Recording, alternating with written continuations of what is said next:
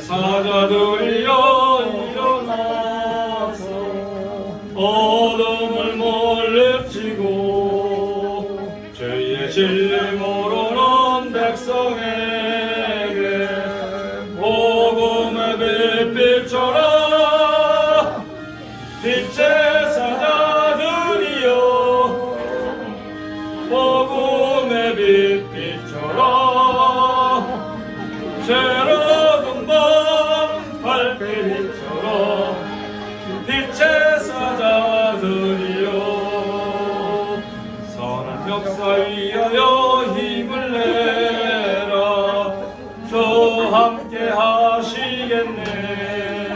주의 넓은 사랑을 전파하며 복음의 빛비춰라. 빛의 사자들이여 복음의 빛비춰라. 새로운 밤 밝게 비춰라. 빛의 사자들이여 주님 부탁하신 말 순종하여 이 진리 전파하라. 산과 바다 건너가 힘을 다해 복음의 빛비춰라. 빛의 사자들이여 복음의 빛비춰라. 새로운 밤 밝게 비춰라. 빛의 사자들이여 동서남북 어디나 땅끝까지 주님만 의지하고 누워서 못 보는 백성에게 복음의 빛비춰라. 빛의 사자들이여 복음의 빛비춰라. 새로운 밤 밝게 비춰라. 빛의 사자들이여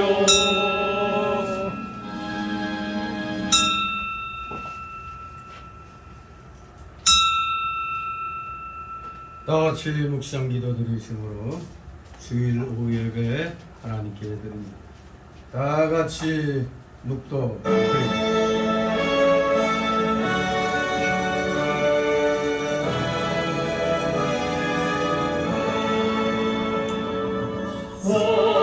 성부성자와 성령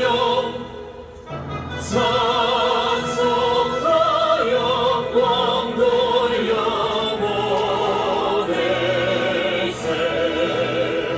대처로 지금까지 또 영원 무궁하고 성삼위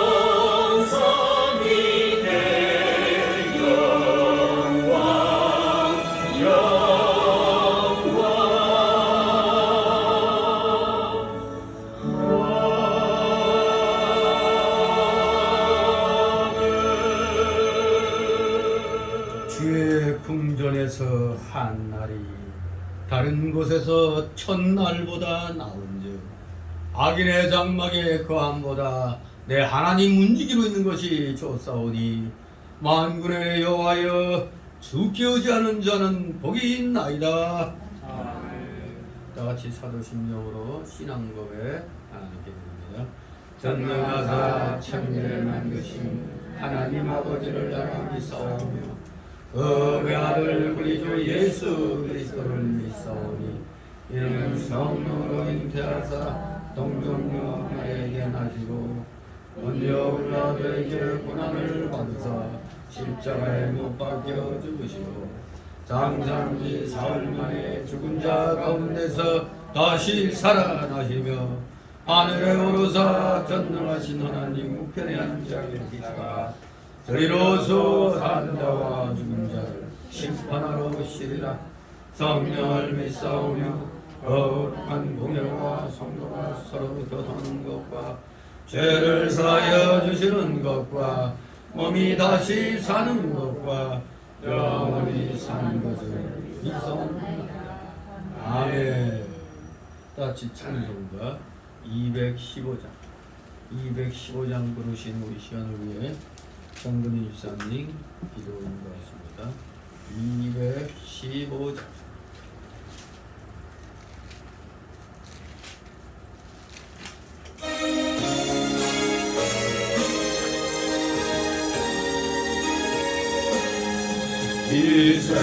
이제를 완전케 하옵시고 내 맘속에 거하시 떠나시사 제가 은혜 빠졌던 몸과 마음을 기쁨보다 너희에게 하옵소서.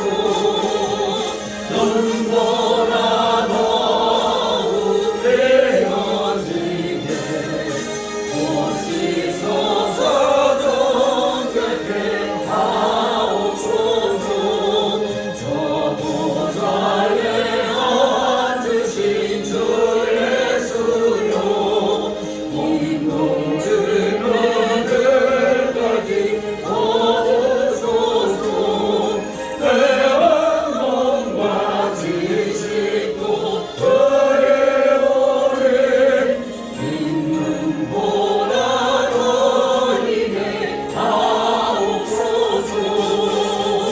눈보라 더욱 이루어지게 오시소서. 정결케 하옵소서. 이상하신 바람에 엎드려서 날 예쁘게 하시니 그럽니다. 날 정결케 하는 빛내 싸우는 눈보라 너희에게 하옵소서. 눈보라 더욱 되어지게 오시소서. 정결케 하옵소서.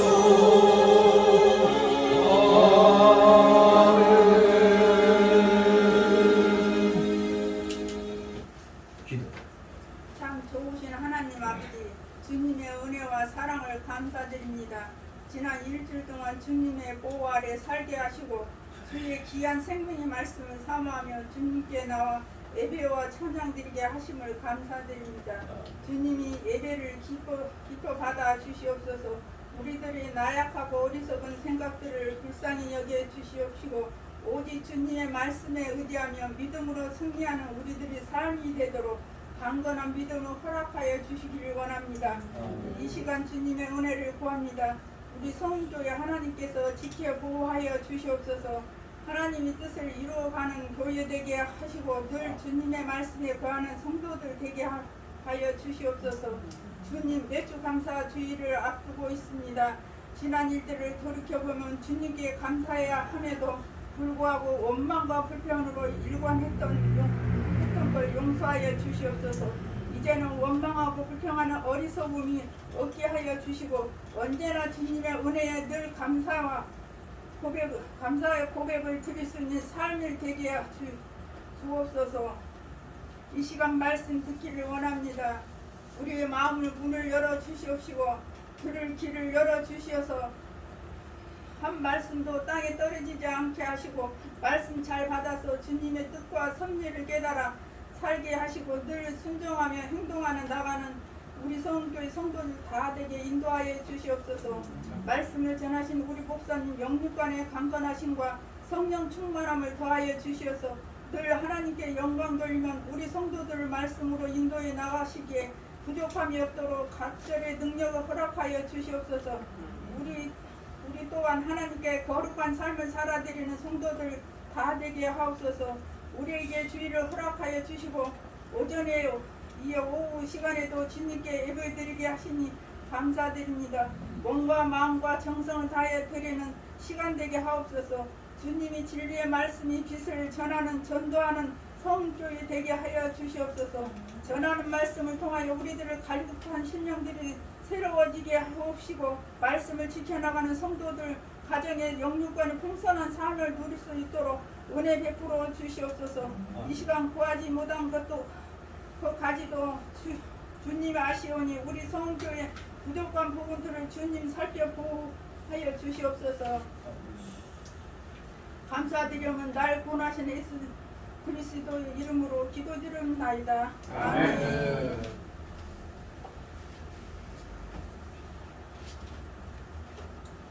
네, 감사드립니다.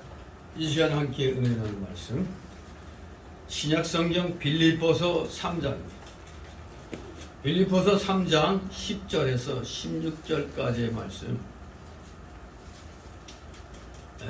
우리 교대로 읽도록 합니다. 빌립보서 3장 10절에서 16절까지 말씀 페이지수로 321 또는 322쪽에 있습니다. 다 찾으신 줄 알고 제가 먼저 읽겠습니다. 10절 내가 그리스도와 그 부활의 권능과 그 고난의 참여함을 알려하여 그의 죽으심을 본바라. 어찌하든지 죽은 자 가운데서 부활에 이르러가니 내가 이미 얻었다 함도 아니요 온전히 이루었다 함도 아니라 오직 내가 그리스도 예수께 잡힌 바 된 그것을 잡으려고 쫓아가노라.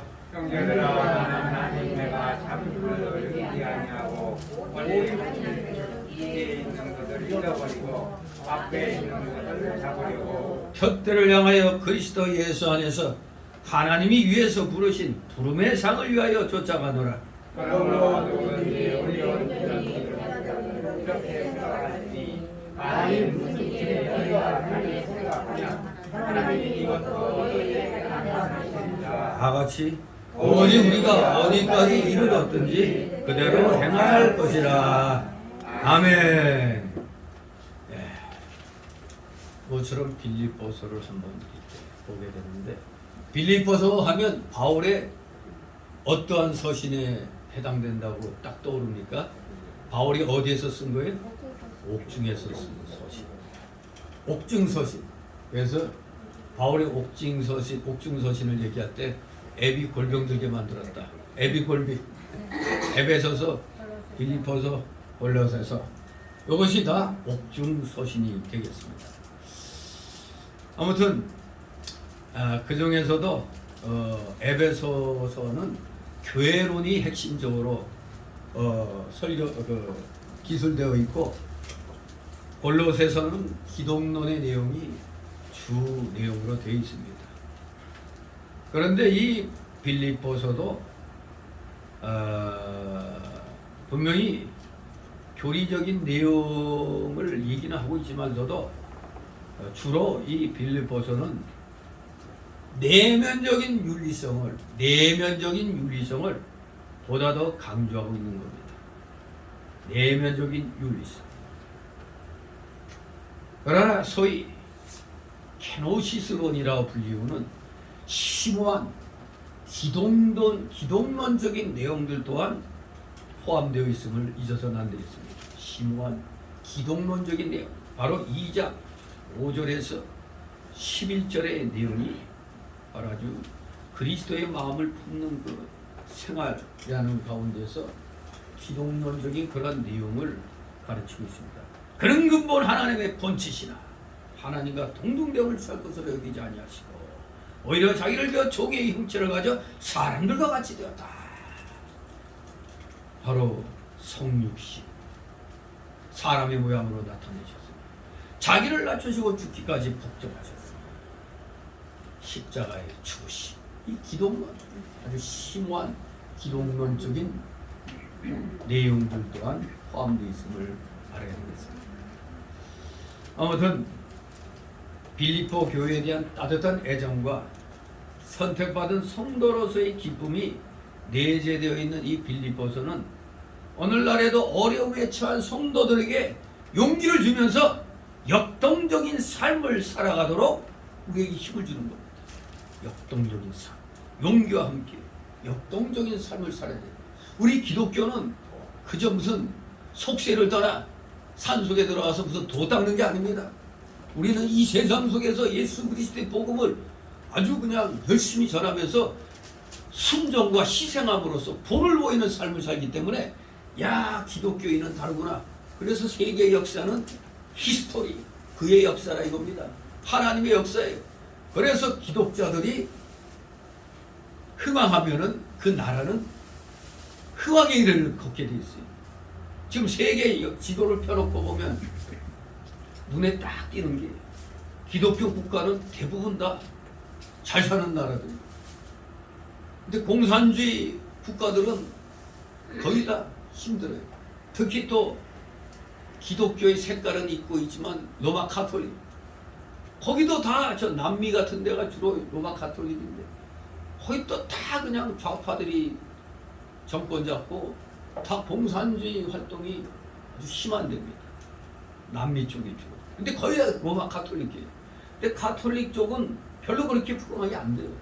근데 기독교 국가들은 대부분 아주 흥황한 것을 볼 수 있습니다. 왜? 우리 기독교인들이 역동적인 삶을 살기 때문에 그래요. 세상에 대하여 책임을 지고 어떻게든지 이 복음을 전해가지고 같이 이 땅에서 하나님 나라를 확장시켜 가겠다는 그 강력한 영적인 욕망으로 인해서 나라가, 그 사회가 발전하게 되어 있는 겁니다. 한편 이 빌립보서는 극히 사적인 내용으로 되어 있어요. 표면적으로 상당히 사적인 내용이 담겨 있는데 그렇기 때문에 어떤 형식에도 구애됨이 없고 이 빌립보서 내용은 아주 간략하게 전체적으로 보면 1장에서는 현재 상황에 대한 설명이 나와 있습니다. 그리고 2장에 가면 그리스도의 마음을 품으라는 그 권면, 아까 말씀드린 케노시스로 우리나라는 심오한 기독론적인 내용들이 이 2장에서 설명되고 있죠. 그리고 3장에 가면 그리스도라는 지식을 가지라고 권면을 하고 있습니다. 한마디로 이 3장에 들어와서 주제를 바꿔서 하나님의 자비를 믿기보다는 할례를 강조하는 유대주의자들, 즉 이단을 삼가라고 당부를 하면서 오직 그리스도를 바라보며 앞으로 나아가라고 권면하고 있습니다. 오늘 제목이 뭡니까? 부름의 상을 위하여 앞을 향하여 나아가라는 것입니다. 즉 형식적인 율법의 순종에서 벗어나서 이제는 그리스도를 아는 지식과 그에 대한 믿음에 충실할 것을 강조하는 것입니다. 부름의 상을 위하여 나아가라. 그러면서 4장에 가면 그리스도의 평강을 가지라는 권면으로 이 내용을 마칩니다. 같은 마음을 품고 서로 화합함으로 교회 안의 분쟁을 해결하면서 하나님을 바라보고 기뻐함으로 하나님의 평강을 소유하라고 이렇게 권면을 하면서 이 빌립보서가 옥중서신으로서의 그 역할을 이제 마치게 됩니다. 오늘 우리가 이 3장 그리스도를 아는 지식에 자라가야 하도록 하면서 3장의 핵심이 뭐냐면 2절에 보면은 개들을 상가고 행악하는 자들을 상가고 손할례당을 상가라. 한마디로 핵심은 이단에 대한 경고를 하고 있는 거예요. 이단에 대한 경고. 쭉 지금까지 바울은 대단히 부드러운 어조로 쭉 2장까지 기술을 해왔습니다. 하지만 여기 3장부터는 어조가 바뀌어서 이 빌립보서의 분위기가 완전히 달라져 버립니다. 따라서 혹자는 이 빌립보서가 바울의 서로 다른 두 편지의 편집물이 아니냐 이렇게 추정하기도 합니다. 뭐 이거 신신학자들이 이제 그렇게들 얘기합니다만, 그러나 전후 문맥을 잘 살펴봐야 돼요. 전후 문맥을 잘 살펴보면은 그러한 견해는 틀렸다 하고 일치할 수가 있습니다. 바울은 유대주의자들과 도덕 폐기론자들, 즉 쾌락주의자들을 경계하는 동시에 자신의 간증을 서술함으로써 성도들로 하여금 바로 부활의 산소망, 부활의 산소망을 가지고 살아갈 것을 권면하는 겁니다. 부활의 산소망을 가지고 살아라. 이게 부름의 상을 위하여 우리가 앞을 향해 나아갈 수 있는 것은 부활의 소망이 있기 때문에 그렇다 이겁니다. 그렇기 때문에 이 3장 말씀은 우리가 10절에서 16절까지를 이 시간 보지만 먼저 전체를 보면은 율법의 근본 정신은 사랑이고 이 정신을 외면한 채 율법의 외형적 준수에만 그치는 것은 은혜의 복음을 헛되게 하는 것이라고 얘기하면서 오직 그리스도의 은혜로 구원받은 성도들에게는 은혜해 주라는 윤리적 성결의 책임이 따른다는 것을 교훈해 주면서 이 3장을 마치는 겁니다. 우리는 그 중에서 이제 부활에 대하여 부활의 권능을 체험을 통하여 알기를 원하는 바울 사도의 간증을 우리는 대하는 겁니다. 부활의 권능을 체험을 통해서 알기를 원했습니다. 이 체험은 그리스도의 고난에 동참함으로써 이루어지는 겁니다. 그래서 우리는 고난 끝의 영광인 것이죠. 생각컨대 현재 고난은 장차 받을 영광과 좋게 비교할 수 없다고 로마서 8장 18절에 말씀했잖아요. 세상에서도 고진감래라고 그랬잖아요. 고생 끝에 낙이 온다고. 그러니까 우리가 뭔가를 목표를 향해서 바라보고 나아가려면은 그것을 이루기 위한 모든 고난을 우리는 이겨내야 되는 겁니다. 그래서 고난이 닥치면은 솔로몬이 탈무드를 통해서 얘기한 것처럼 뭐라고요? 이 또한 지나가리라.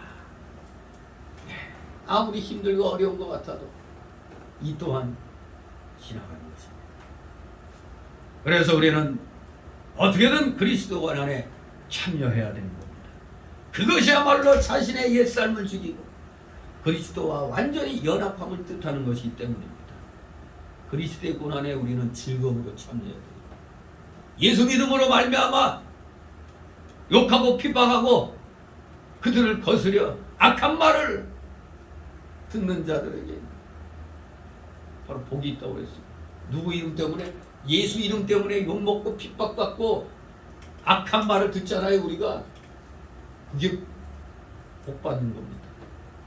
그게 고난에 참여함으로 말미암아 복받는 길입니다.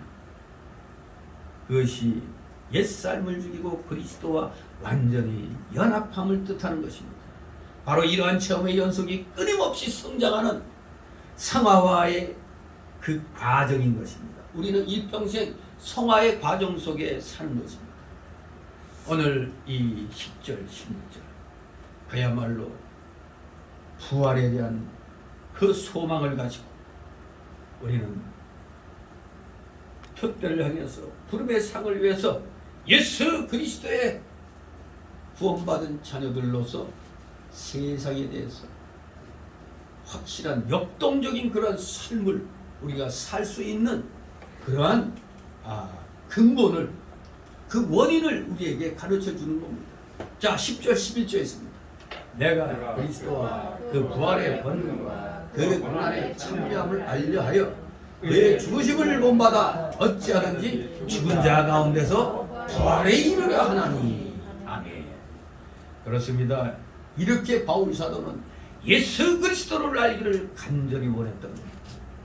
예수 그리스도의 신성, 정말로 하나님이시냐, 진짜 하나님이시냐, 그 신성, 그리고 진짜 사람의 몸을 입고 오셨느냐, 성육신. 그래서 예수님의 독특한 인격, 참 신이면서 참 인간인 일위 이성, 일격 이성 그렇게 얘기하죠. 한 인격에 신성, 인성이 갖췄다. 이 신비, 그의 독특한 인격, 그리고 그의 속죄사역, 십자가의 대속의 사역, 그리고 그 대속을 십자가를 믿음으로 그 부활을 믿음으로 우리에게 끼치는 은혜와 사랑은 너무나도 깊고 신비한 것이죠. 사도 바울은 특히 예수 그리스도의 부활의 권능을 본문에서처럼 알기를 원했습니다. 우리도 이 부활의 권능을 알기를 사모해야 돼요. 우리가 이 세상 살면서 어려움을 겪을 때 그냥 이대로 살다가 죽는다? 그렇게 생각하면 사실 우리가 제일 세상에서 불행하고 불쌍한 자들이잖아요. 근데 우리에게는 이 다음의 삶이 약속되어 있잖아요. 부활의 삶이. 영원무궁 천국에서의 부활의 삶이 우리에게는 약속되어 있잖아요. 이것을 우리는 더욱더 상세하게 말씀을 통해서 알아야 되는 겁니다. 바울 사도가 바로 그러한 부활의 권능을 알기를 원했던 겁니다. 예수님께서 비록 십자가에서 고통과 수치와 저주 죽음을 죽으셨으나 3일 만에 사망 권세 깨뜨리고 부활을 승리하셨습니다. 그의 부활은 죽음을 영원히 이기신 사건이었습니다. 이것 때문에 우리가 예수님 믿는 겁니다. 사망 권세 깨뜨려서 승리하신 예수님. 이 예수님을 믿음으로 말미암아 우리에게는 영원한 삶이 영생이 보장이 되는 겁니다. 죽음을 영원히 이기셨어요. 그의 부활체는 앞으로 우리 성도들의 부활체와 영생할 몸의 모습입니다. 우리도 앞으로 부활하면은 예수님의 부활체와 같이 되는 거예요. 분명히 육신은 갖췄는데도 안 먹어도 배 안 고파. 아무리 먹어도 배 안 불러. 항상 기쁘고 즐거워. 그리고 오늘 미국 뉴욕에 좀 갔다 올까 하면 순간 공간이 너무 쉬워. 요새 어떤 봉산과학 영화 보니까 그 뭐 어디 여기 정선에 딱 들어가면 순식간에 그냥 뭐 무슨 통로를 시간 통로를 이용해서 순식간에 이제 어디로 가고 하는 그런 것을 이제 보는데 상당히 성경의 부활에 대해서 알고 있는 것 같아요. 네? 이 부활체는 순식간에 어디로 가고 다 할 수가 있는 거거든요. 바로 예수님이 그랬잖아요. 아, 우리도 그렇게 되는구나. 그 기쁨이 있는 겁니다. 그렇습니다. 장차 우리 성도는 그리스도의 부활 같은 부활을 경험하게 될 겁니다. 사도 바울은 복음을 위해서 예수 그리스도의 고난에 참여했으나 그의 부활의 권능을 알기를 원했습니다. 아직 바울 사도도 이 땅에 있으니까 그 권능에 대해서는 잘 체험을 못했으니까 정확히 모르죠. 그냥 말씀하신 범위에서만 알고 있을 뿐입니다. 예수 그리스도를 믿는 우리의 모두의 삶, 예수님 때문에 핍박 고난, 우리를 악한 말로 평합니다. 그 고난의 삶 당연한 거죠. 예수님 이름 때문에 우리 믿는 자들의 삶 그냥 당연한 고난의 삶이 되는 겁니다. 우리 예수님 믿을 때 처음에 집안에서 아마 안 믿는 집안에서 난리죠. 난리. 예? 뭐 심지어 호적에서 파버린 놈들, 뭐 예수 믿는 집안의 시집가 아예 그냥 내버리든가 뭐 그런 식이었죠. 그냥 특히 우리나라는 유교적인 게 얼마나 강했습니까? 뭐 너 제사 안 모시려고 그러지? 얼마나 고통 많이 당했습니까? 예수 믿기 시작하자마자 고난의 삶이 시작됐죠. 네, 그렇습니다. 우리 모두의 삶이 정확하게 고난의 삶이 되는 겁니다. 오늘날은 좋은 시절이라 그랬지만 좋은 시절이라고 생각했는데 우리가 잠시 2년 동안 제일 그냥 세상으로부터 손가락질 당했잖아요. 기독교가. 그런 날이 이 땅에서 일어날 줄 생각지도 못했잖아요. 설마 아무리 정권이 좌파 정권이라고 해도 이렇게 기독교를, 그리고 이렇게 김정은에게 굴종하고 이렇게 저 중국 공산당에게 굴종하는 이런 정권이 되리라고는 아예 꿈에도 생각 못했잖아요. 자국민보다 김정은이가 우선이고 자국민보다 중공인이 우선이고 이런 기가 막힌 생활을 5년 동안 우리가 했던 겁니다. 정말로 그러다 보니까 코로나 때는 교회 나간다면, 아니 교회 나오시라고 전도했다면 이상한 눈으로 보고 어디가 덜 떨어진 사람 취급당했잖아요. 기독교인들이 어디가 모자라도 되게 모자랐다. 그렇게 우리가 호도됐잖아요. 그야말로 우리도 잠시 잠깐 좋은 시절에 태어났지만서도 2년 동안 잠시 참 여러 가지로 힘든 그런 과정을 겪었습니다. 그런데 예수 믿고 나서 평생 죽을 때까지 고난 속에 살았던 사도 바울. 그 사도 바울은 고난을 당하면서도 어떻게든지 예수 그리스도의 부활의 권능을 알며 부활에 이르기를 원했던 겁니다. 그러므로 우리 모두도 고난의 현실 속에서도 이 바울 사도같이 부활의 권능을 체험하기를 우리는 원해야 됩니다. 부활의 권능. 이걸 체험하려면 전제 조건이 뭐예요? 성화의 삶을 살아가야 이것이 이제 우리에게 예약이 되는 거지. 부활의 이 성화의 삶을 살지도 않으면서 말씀대로 순종하지 않는 삶을 살면서 예수 믿는다고 하면 그건 다 거짓말이죠. 예수 믿는다고 하는 사람은 정말로 믿으면은 누가 뭐라고 안 시켜도 내가 알아서 하게 돼 있잖아요. 근데 어거지로 믿는 척 하는 사람들은 요번에 코로나 팬데믹 때 알 수 있듯이 믿음이 있는 줄 알았더니 보니까 아이고 쭉쟁이 믿음이었구나 하는 사람들 꽤 많았어요. 100만 가량이 떠났다고 그러잖아요. 여러분들은 어려운 상황을 잘 극복하면서 정말로 부활의 권능을 체험하기를 원하는 하나님의 자녀들로서 이렇게 존재를 하고 있는 겁니다. 12절 있습니다. 내가 이미 얻었다함도 아니요 온전히 이루었다함도 아니라 오직 내가 그리스도 예수께 잡힌 바 된 그것을 잡으려고 쫓아가노라. 아멘.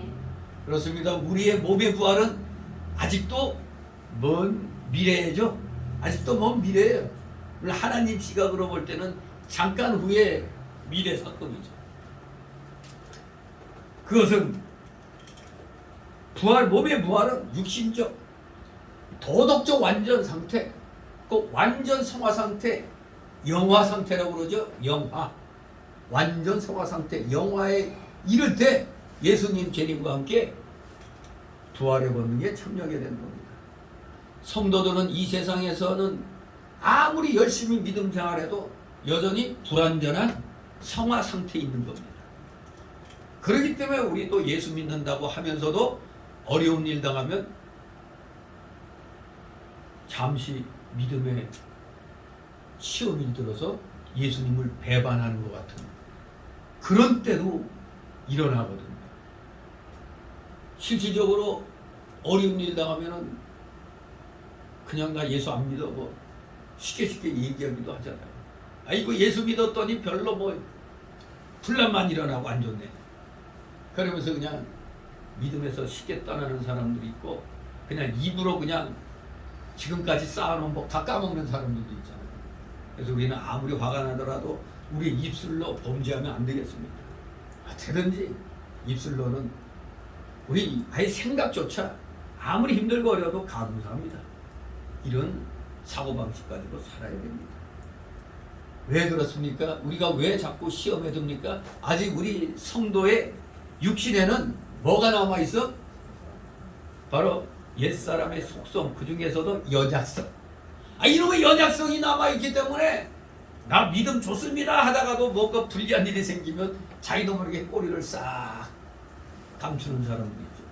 이게 일반 성도들뿐만 아니라 목회자들 가운데도 많이 있습니다. 도대체 저런 사람이 어떻게 목사가 됐는가 할 정도의 아주 이기주의자들, 기회주의자들, 이런 사람들이 세고 셌어요. 목사들 딱 보면은 아주 그냥 간신배 같은 것들이 많습니다. 정말로 그 사람이 구원받았을까 좀 의심스러운 사람들도 많이 있어요. 어쨌거나 하나님만이 온전히 아시겠죠. 우리는 단지 겉으로 드러나는 그 행동을 보고 상황을 보고 저 사람 믿음 수상한데 이렇게 말은 할 수 있잖아요. 열매를 보고 또 예수님이 어느 정도 우리도 판단할 수 있는 근거를 주셨잖아요. 열매가 나쁘니까 저 나무 나쁘다. 열매가 실하다. 이 나무 좋네. 그런 식으로 우리도 육신적으로는 어느 정도까지는 맞출 수가 있는 겁니다. 전혀 불가능한 게 아니에요. 예수님이 우리에게 그 근거를 주셨잖아요. 열매 보고 나무 안 수 있다는 거. 우리의 믿음도 우리의 믿음의 열매를 보고 이 사람 믿음이 좋은데 아니올시다인데 이거 가짜인데 이렇게 어느 정도 좀 어느 정도까지는 100%는 아닐지라도 어느 정도까지는 맞출 수가 있는 겁니다. 아무튼 우리의 육신의 연약성이 우리를 자꾸 마음 먹은 거하고는 반대 방향으로 나가게 하는 경우가 있어요. 아무튼 성도의 기쁨과 평안도 이 세상에서는 때때로 흔들리고 일시적으로 위축되는 때가 많이 있습니다. 사도 바울은 아직 부활을 얻었거나 완전 성화를 이루지 못해서나 그 성화를 위하여 완전한 성화를 위하여 다름박질한다고 고백을 하고 있습니다. 내가 그리스도 예수께 잡힌 바 된 그것을 잡으려고 쫓아가노라. 잡으려고 쫓아가노라. 우리도 지금 모두 쫓아가고 있는 것입니다. 말씀에 순종해서 성화, 완전한 성화에 이르려고 지금 우리는 쫓아가고 있는 겁니다. 진실로 하나님께서 그리스도 예수로 말미암아 주시기로 작정하신 구원의 완성이 영광스러운 몸의 구속, 그 몸의 부활과 영생을 향해서 우리는 달려가는 겁니다. 그 과정이 성화라인 겁니다. 이 모든 것, 우리 구원받은 모든 성도들에게 작정된 복입니다. 우리 모두 몸의 부활과 영생을 얻게 돼 있어요. 그런데 그것을 위해서 지금 우리는 부지런히 말씀에 순종하고 희생하면서 달려가고 있는 겁니다. 성도의 삶은 이렇게 부활과 영생을 향한 삶이 된다 이겁니다. 부활과 영생을 향한 삶. 우리는 하나님의 은혜로 믿음으로 구원을 받았습니다. 성도는 예수 그리스도 안에서 거룩해질 것이다. 거룩해졌고죠. 이미 거룩해졌어요. 예수 안에서. 그리고 도덕적으로 완전한 자로 간주되는 겁니다. 즉 법적인 완전이죠. 지금 우리가 받은 구원은 분명히 법적으로는 완전 구원입니다. 법적으로는 완전한 구원입니다. 우리 구원. 그러나 우리는 장차 나타날 영광을 위해서 열심히 신앙생활을 해야 되는 겁니다. 우리가 구주 예수 그리스도를 믿음으로 받은 이 은은 장차 우리가 얻을 영광스러운 부활과 영생을 보장하지만 우리는 그날을 위해서 지금 성화의 길을 열심히 달려가야 돼요. 하나님이 그렇게 작정해 놓으셨다고 이제부터 깽판 치고 생활하면 되겠어요? 그거는 가짜 믿음이죠. 그것을 우리에게 보장해 주셨으니까 너무너무 감사해서 더욱더 열심으로 나아가게 되어 있는 겁니다. 성도들은 천국과 부활과 영생을 향해서 부지런히 달려가야 됩니다. 그러나 사도 바울은 로마서 6장 22절에서 이제는 너희가 죄에게서 해방되고 하나님께 종이 되어 거룩함에 이르는 열매를 얻었으니 이 마지막은 영생이라. 또 갈라디아 6장 8절에서는 자기의 육체를 위하여 심는 자는 육체로부터 썩어진 것을 거두고, 즉 썩는 것을 거두고, 성령을 위하여 심는 자는 성령으로부터 영생을 거두리라고 말씀했습니다. 우리는 모두 다 지금 영생을 향해 나가는 겁니다. 이미 보장돼 있어요.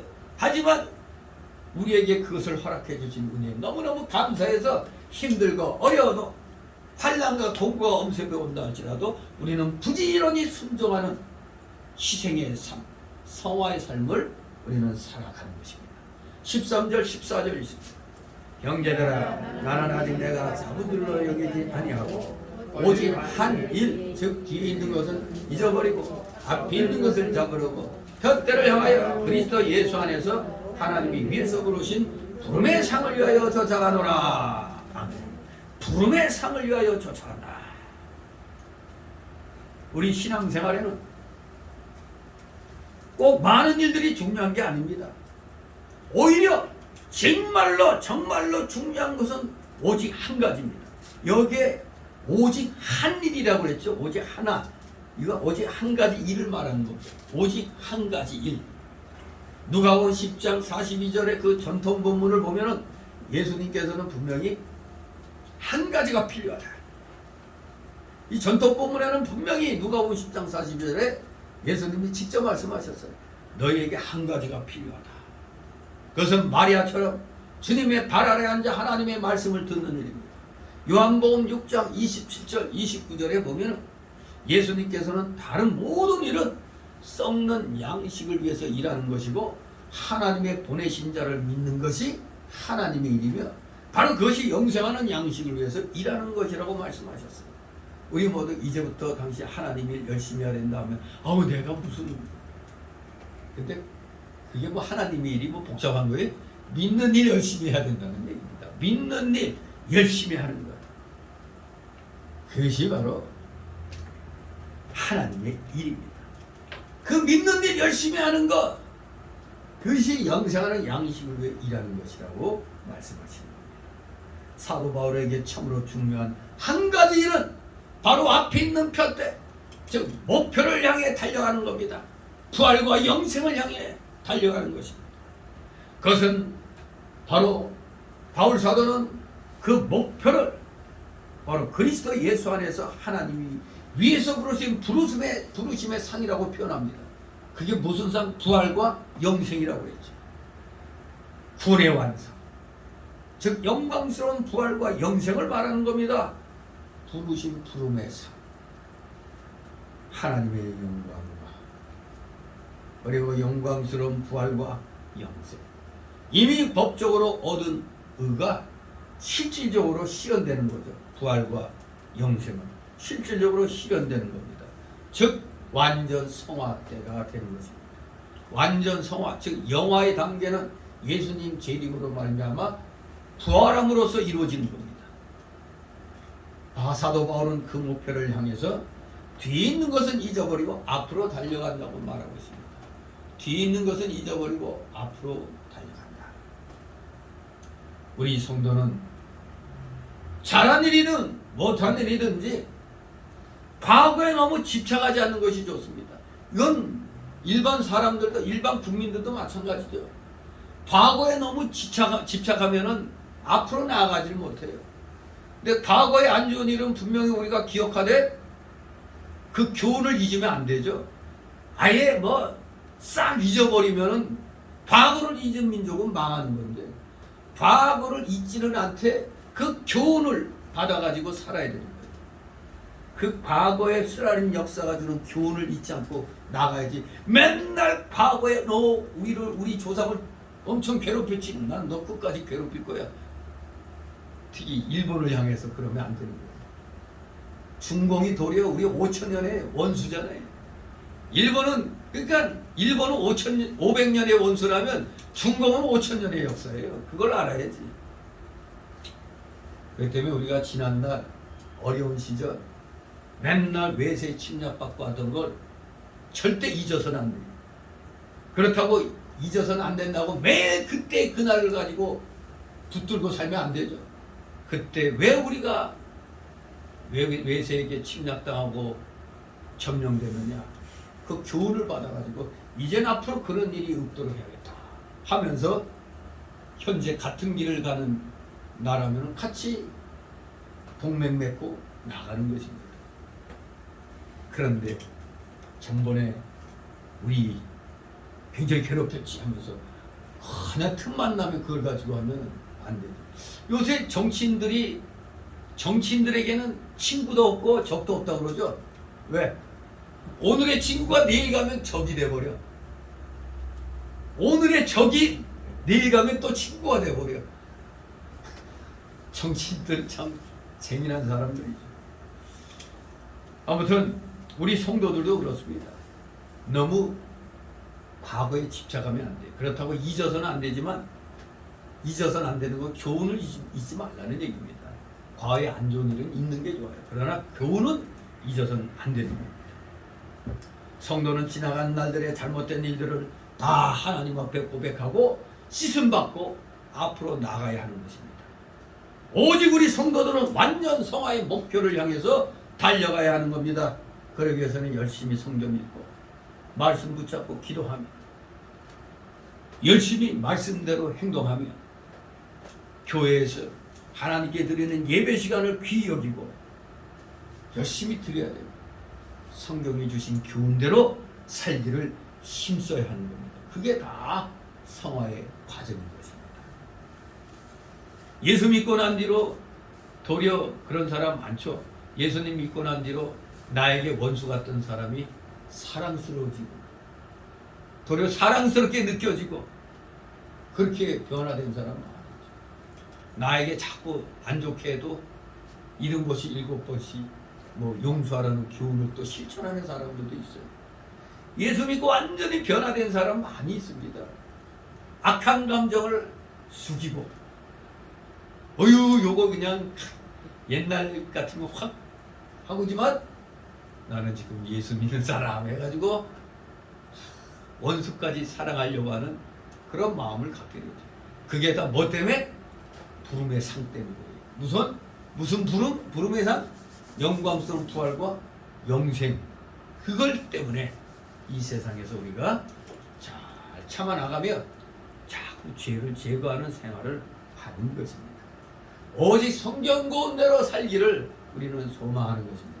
15절 있습니다.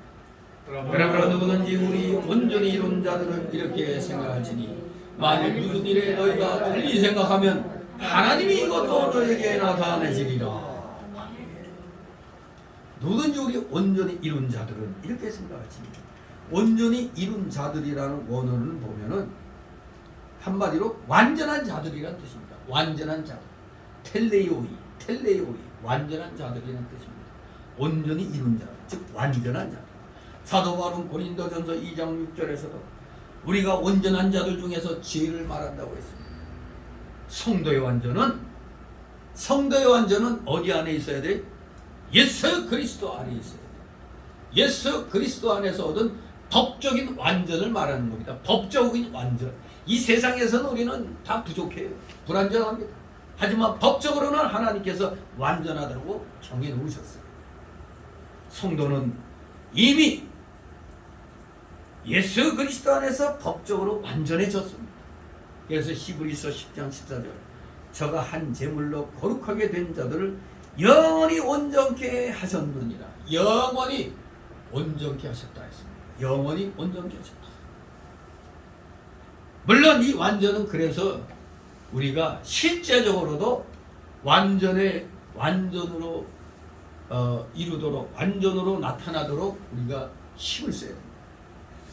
그러므로 바울 사도는 골로새서 1장 28절에서 우리가 그를 전파하여 각 사람을 권하고 모든 지혜로 각 사람을 가르치면 각 사람을 그리스도 안에서 완전한 자로 세우려 함이니 그랬습니다. 우리 모두 지금 실제적으로도 완전한 자로 세움받기 위한 그 과정 속에 있는 겁니다. 지금 열심히 예배드리고 전도하고 교제 나누고 봉사 충성하는 게 다 이렇게 되려고 하는 겁니다. 완전한 자로 세우려 하는 하나님의 뜻에 따라 지금 우리는 순종해 나가고 있습니다. 성도가 법적으로 얻은 이 완전한 은은 절대로 자만이나 나 대구실이 되어서는 안 됩니다. 봐라 이거 우리를 완전하게 해놓으셨다면 우리가 뭐 고생하면서 이렇게 뭐 할 필요 있나? 이게 완전하게 해놓으셨는데 이렇게 나가는 사람은 없죠. 물론 만약 그런 마음 품는다면 그 사람은 가짜 믿음이죠. 거짓된 믿음이죠. 이렇게 완전하도록 이렇게 해놓으셨으니 얼마나 감사해. 그러니 더욱더 열심으로 해야지. 뭐 그렇게 고생할 필요 없잖아. 이미 다 해놨는데 이런 마음 먹으면 그건 수상한 믿음입니다. 아주 수상한 믿음.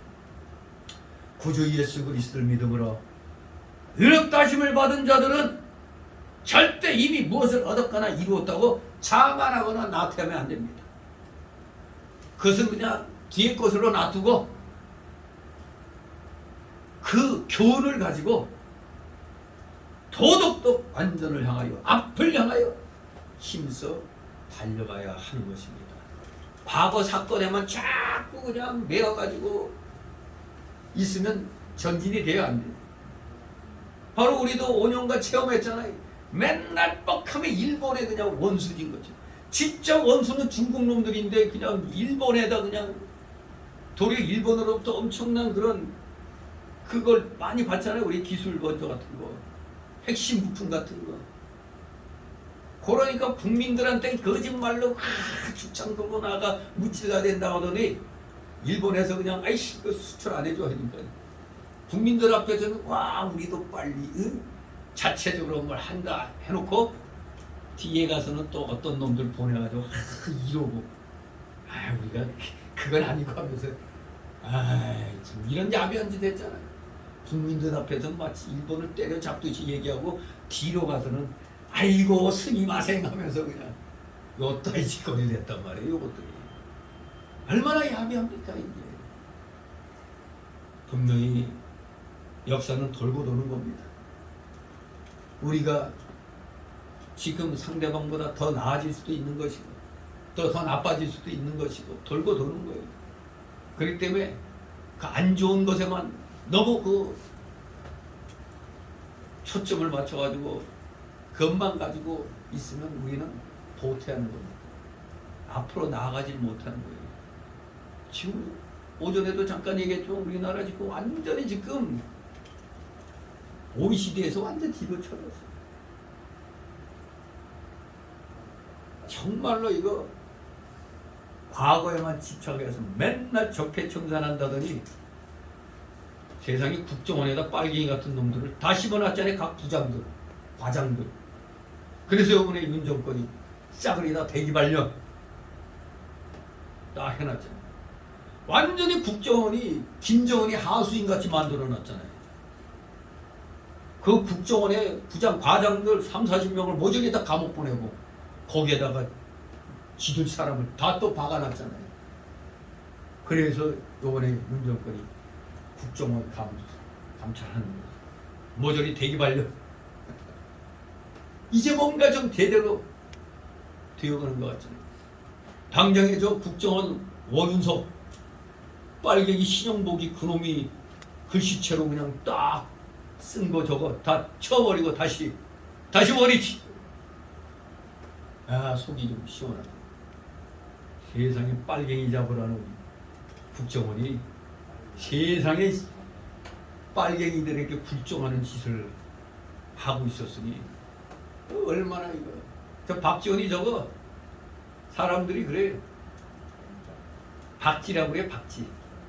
박쥐 하니까 딱 떠오르는 단어가 뭐예요? 박쥐. 그러면서 나는 박쥐라고 안 그래서 박쥐라고 했지. 이름이 박지원이니까. 하여것이 여기부터다 저기부터다 아주 간보다가 이제 또 윤정권 막 공격하죠. 이제 자기가 분리하게 되니까. 요거 감옥 갈 대상이요. 이것도 완전히 이거 메인 서버 저것이 분명히 뭔지 가서 해놨는데 요거 이제 저거 감찰하면 저거 이제 걸리죠. 또 감옥이 예정돼 있죠. 아무튼 감옥 예정돼 있는 사람들 많은데 아직 사법부가 조금 색깔이 내리끼리한 자들이 아주 많이 있어갖고 이게 좀 문제가 좀 있죠. 저 김명수 저 주사파 앞제비 놈 저게 대법원장으로 있는 아무래도 좀 여러 가지 좀 곤란한 일들이 있는데 아무튼 우리 모두 예수 믿는 사람들이 모든 면에서 모범이 되어가지고 사회를 정화시키는데 정말로 이 초석이 돼야 돼요. 우리 기독교인들 우리 외신고백서에서도 배웠잖아요. 개개인으로서는 모든 면에서 다 행해야 된다고 그랬잖아요. 개개인으로. 하나님의 영역엔 제한이 없잖아요. 그러니 우리 기독교인들은 자기가 속한 곳에서 자기의 역량을 최대한 발휘해서 하나님께 영광 돌려야 된다고 그랬잖아요. 기독교인이 살아있으면 그 나라는 발전이 되는 겁니다. 근데 기독교인이 죽고 아부하고 아첨하는 그런 존재로 전락하면 기독교도 죽고 국가도 죽는 겁니다. 진실로 우리 모두 어떤 상황에서든지 자만하고 나태하면 안 됩니다. 오직 앞을 향해서 지난날의 이런 좋은 교훈을 갖다 간직하면서 쓰라린 것을 통해서도 우린 교훈을 얻잖아요. 그 교훈은 반드시 잊지 아니하고 후손들이 가르치면서 우리는 오직 앞을 향하여 달려가야 됩니다. 우리의 앞은 영광스러운 부활과 영생의 삶이 상으로 보장되어 있기 때문에 최선을 다해서 또 우리가 이 세상 사는 동안 도덕적인 완전을 향해서 나아가도록 해야겠습니다. 16절 있습니다. 오직 우리가 어디까지 이르렀든지 그대로 갈 것이라. 아멘. 예, 전통 본문에는 이것을 오직 우리가 어디까지 이르렀든지 우리는 같은 규칙으로 행하고 같은 생각을 가지라. 전통 사본에는 좀 더 자세히 이렇게 나와 있어요. 그대로 행할 것이라기보다는 우리는 같은 규칙으로 행하고 같은 생각을 가지자. 이렇게 기록되어 있습니다. 그렇습니다. 우리 하나님의 진리는 변함이 없죠. 시대는 변할지라도 우리 하나님의 진리와 이 교훈은 동일합니다.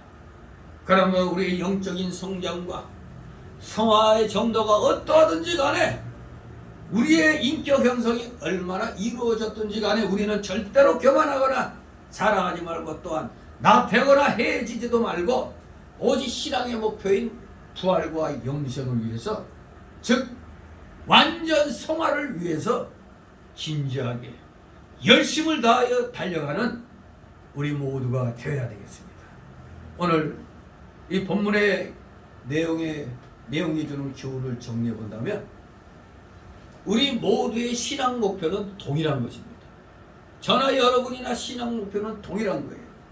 부름의 상, 영원한 부활, 영광스러운 부활, 영원한 생명, 완전 성화. 이것이 우리의 신앙의 목표입니다. 두 글자로 영화. 예수 그리스도께서는 고난과 죽음을 통해 능력으로 영광의 부활에 이르셨습니다. 우리에게도 그 복되고 영광스러운 부활이 동일하게 약속되어 있는 것입니다. 사도들에게만 약속되어 있는 게 아니라 오늘의 우리에게도 그대로 약속되어 있습니다. 세상에서의 우리의 목표는 오직 한 가지뿐입니다. 세상에서의 우리 목표는 뭐겠습니까? 죄짓지 말고 의를 행하는 완전 성화의 삶을 사는 것. 그것이 우리의 세상에서의 목표입니다. 하나님께서는 현재 우리의 생각과 마음가짐과 삶을 중시하십니다.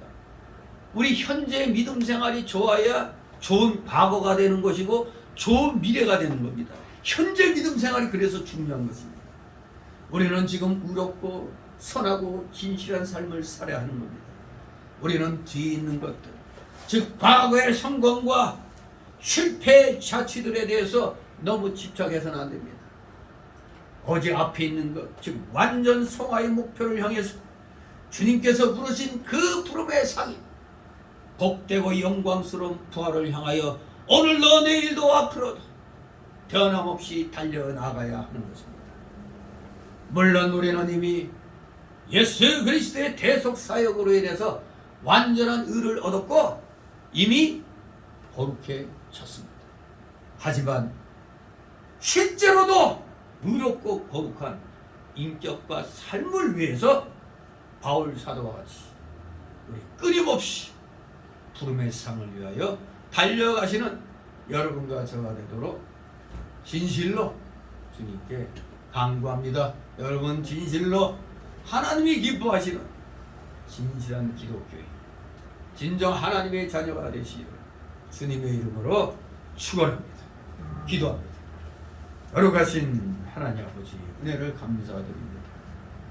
우리 모두 주님께서 이미 법적인 완전을 이루어 주셨기 때문에 우리는 이제 실제적으로도 우리 생활 속에서 완전 성화를 위해서 말씀대로 순종하면서 또 말씀대로 희생하며 주의 영광을 위한 삶이 우리 일생의 삶이 되도록 우리 최선을 다하여 앞을 향하여 열심을 다하여 나가는 진실된 믿음의 일꾼들, 하나님의 귀한 자녀들 다 되게 하여 주시옵소서.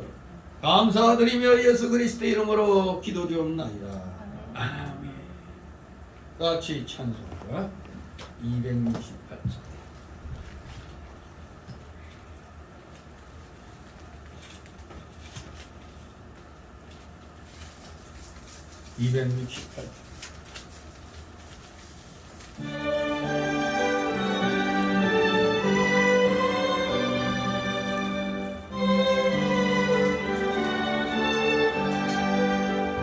온 세상 위하여 나보름 전하래. 난 백성 모두 나와서 주 말씀